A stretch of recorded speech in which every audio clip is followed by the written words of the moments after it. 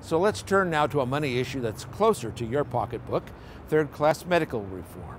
When we get it, it will save the FAA millions, but more importantly, it will save pilots money and get more people back in the air. But the proposal to allow private pilots to fly with a driver's license in lieu of a third-class medical certificate is still hung up in the Department of Transportation. I actually talked to Secretary Fox yesterday and pushed him on it.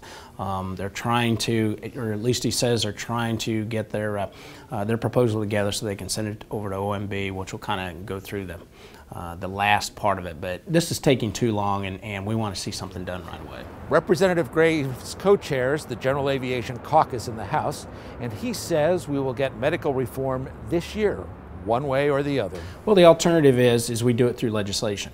And we can do that in a couple of ways. One, we're going to introduce the bill as a standalone bill, that is all by itself.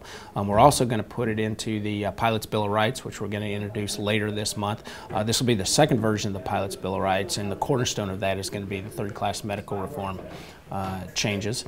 And then if we have to, as a very last resort, we'll put it in the FAA reauthorization. So we've got a couple of different vehicles we can do in terms of legislatively, and that's outside of what the FAA might do in terms of internally. With the changes in Congress, we should be able to get it moved across both houses fairly easily as opposed to the way it's been in the past.